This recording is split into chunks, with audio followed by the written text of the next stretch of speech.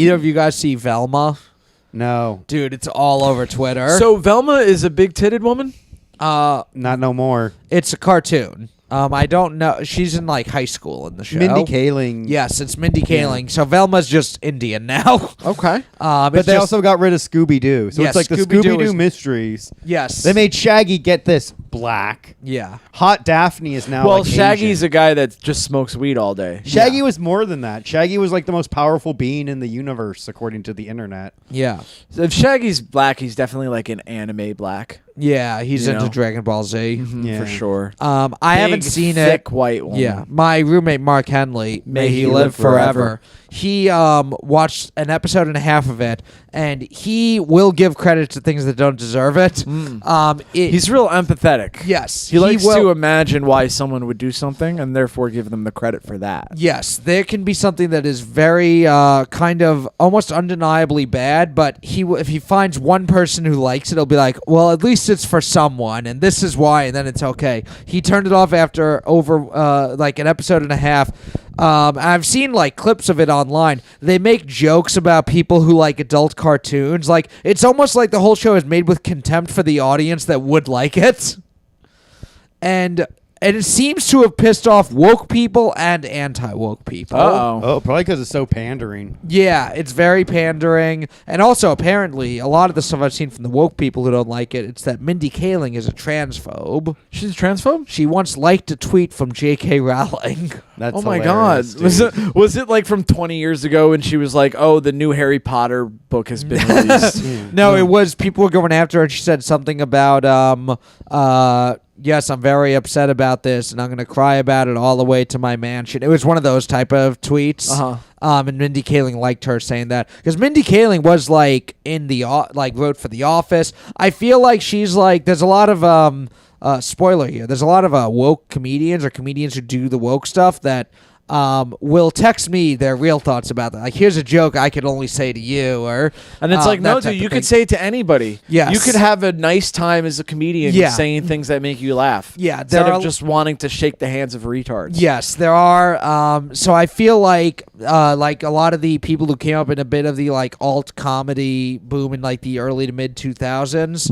Back when like it was a lot edgier than people. Yes, it was very funny. And now that's kind of become the norm, so it's kind of hacky now. And also, yeah, those people aren't edgy really at all. It's more watered down now too, because it's not like the people that were doing like the alt comedy in the early 2000s. Yeah. Were watching some of like the more traditional funny comedy of the late 80s and early 90s. Yeah. And they were putting their own spin on it. But now like the people that are doing like the alt comedy have grown up watching like the Patton Oswalt and Eugene Merman's Invite Them Up and being inspired by that and getting into comedy. So now it's like second generation alternative Yeah. comedy that's like an alternative to alternative comedy, which just is like this unfunny fucking woke pandering. Yeah, reading which from your is, journal the shit. generation of the Patton Oswalt, Eugene Merman, we're all very funny. Pre-murdering his wife. Right, Patton yes. Oswalt. But yeah, the so I feel like the comics who were around back then, a lot of them, it's like they still like the fucked up jokes. I think most people still do. I do wonder for some of the younger people that are just starting stand up and doing like the alt, like super woke stuff, how many of them actually do like fucked up jokes also, or they've grown up so much that they'll like never have old tweets where they fucked up because they from the beginning were never going to. Or curated their... Well, they would just find something else that they get in trouble for. Maybe, yeah. That's They the probably thing, is, like, they you know, probably rape. Nobody ever thought like saying faggot in like 2006 would Yeah. cost them like a fucking hosting gig for Right. the Emmys or something. Well, because a lot of the people who were saying it were doing it in jokes where they were pro-gay. it was like a bit, yeah. Like Yeah. all of Sarah Silverman's Yes. act, and like look how awful she is now. Yeah. Saying like, oh, black people fucking deserve to live, and gay people shouldn't be murdered. Yeah. And it's like, what happened to the fucking Jewish woman I fell in love with Yeah. in 2008? I do think early Sarah Silverman is still one of my favorite comedians ever. She's so funny. Isn't that Yeah. wild how it changes? Time to face the strain. Even her last Netflix special, it was like 4 or 5 years ago now, I thought was good. But she's just not in like that world of like stand up all the time. Like now, like the stand up world is kind of more like almost the podcasting world. I have noticed that there's one cool thing, and it seems that comedians have kind of chilled out on that new hour every year. Yeah. Shit. Remember that from like a few years back where it was like, I got to fucking put out a new hour every year. And it's like, God damn. Yeah. You're like, maybe you should make it every 2 years and really polish that. Yeah. You know? I feel like they've kind of, I feel like there's just more avenues to express yourself that they don't need to put out just necessarily an hour. Yeah. Because you got podcast and you got other things to do. Yeah. You could post clips of you doing crowd work. I think eventually, because of like all the clips that people post, no one wants to post stuff like from their act necessarily.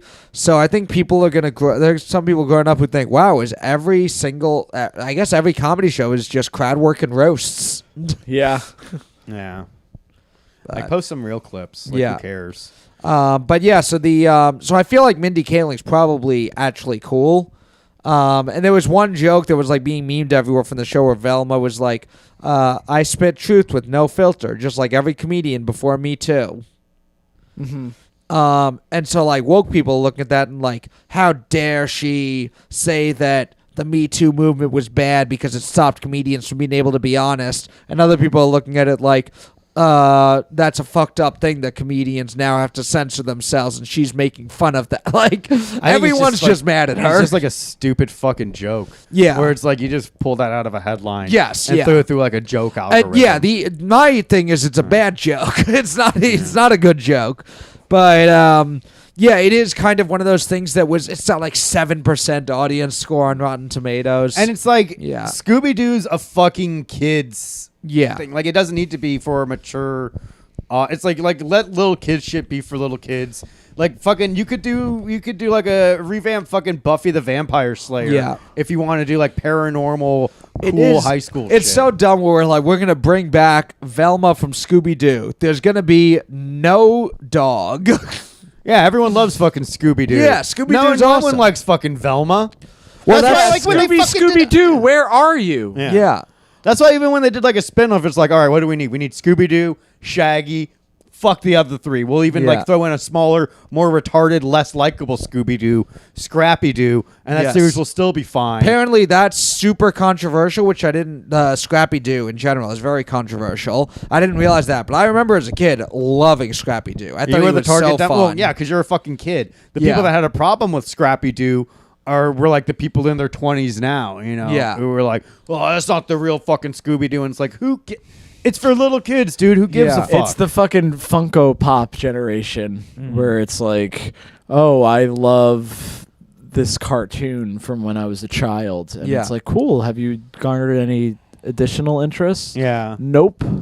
Yeah. If anything, you should just look at me like, "Oh, I remember that when I was a kid." Huh, Yeah. it's different now. Yeah, Oh it's well, different. Let's move Yeah. on. Yeah. You know, Yeah. like there's no need to be like, "What?" Like fucking put the brakes. Like who gives a fuck, dude? You know what? Life sucks. A lot of people have office jobs where they don't have to do much, and then so they buy Funko Pops, and then they think about what Star Wars would be like if they were one of the characters. Ooh. Yeah.